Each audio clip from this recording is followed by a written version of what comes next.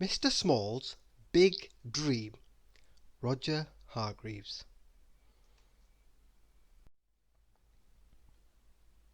Can you see the lights and hear the music?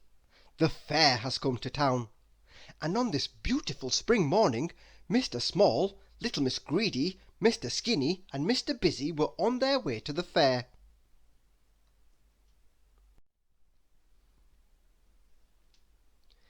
"If you want to see the most amazing things, follow me!" cried Mr. Small. "There's an animal trainer who gets wild animals to perform tricks right before your very eyes. Incredible!"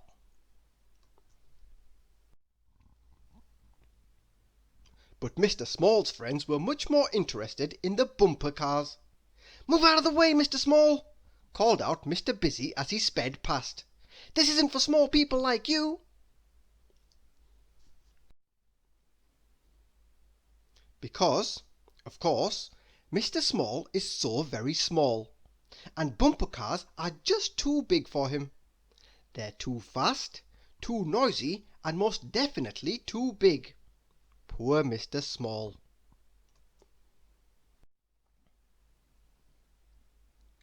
"Candy floss for sale!" came the call, and immediately everyone hurried towards the man with a candy floss cart. Mr. Small got pushed this way and that by the crowd. "A large candy floss for me, please," said little Miss Greedy greedily. "Me first, I'm in a terrible hurry," said Mr. Rush. "I'll have a candy floss with 2 sticks, so that I can hold on to it better," said Mr. Clumsy. "Please, could I have a small candy floss?"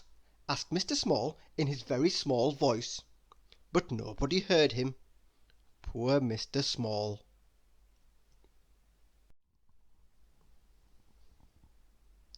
A little further along, a man was calling out to the crowd. Roll up, ladies and gentlemen! Is there anyone who dares to challenge the strongest man in the world? He's a marvel! He's a giant! See for yourselves! Roll up! Roll up!"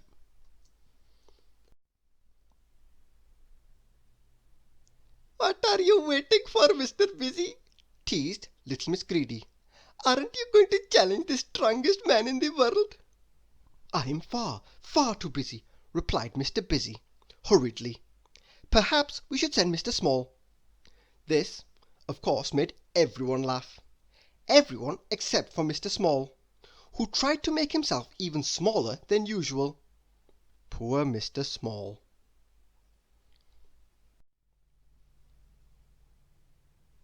But, much to the relief of Mr. Small, his friends moved away from the strongest man in the world and went into the Hall of Mirrors. Being a fair, the mirrors in the Hall of Mirrors were no ordinary mirrors, of course, as Mr. Skinny soon found out.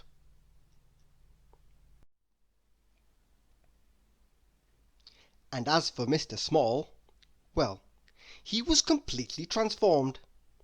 And as he stared at his enormous reflection, he began to dream about how different his life could be if only he wasn't so small.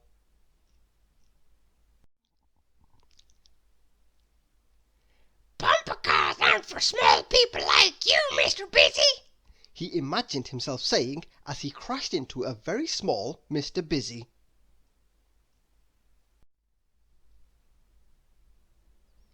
"Nobody is too strong for me," he imagined himself saying to the not-so-strong, strongest man in the world.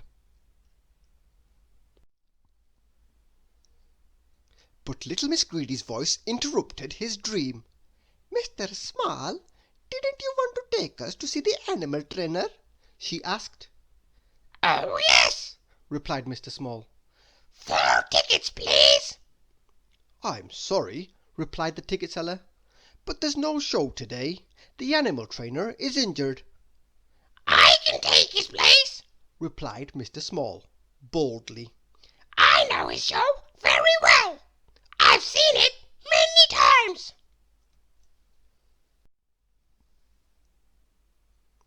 There was a drum roll, and Mr. Small stepped onto the stage. Was Mr. Small, who was so very small, really going to stand face to face with wild animals?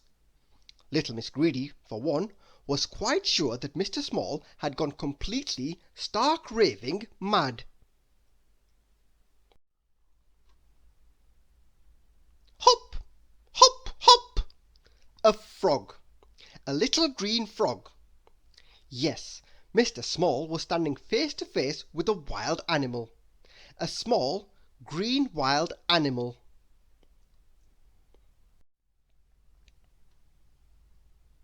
The show was a huge success, and Mr. Small was delighted. He had always wanted to be a wild animal trainer. At last his dream had come true. A round of applause for Mr. Small, the greatest frog trainer in the whole world, announced the ticket seller. Hip, hip, hooray! Cried Mr. Small's friends and the rest of the audience. And the last I heard of Mr. Small was that he had plans to open a flea circus. But that's another story. Thank you for listening.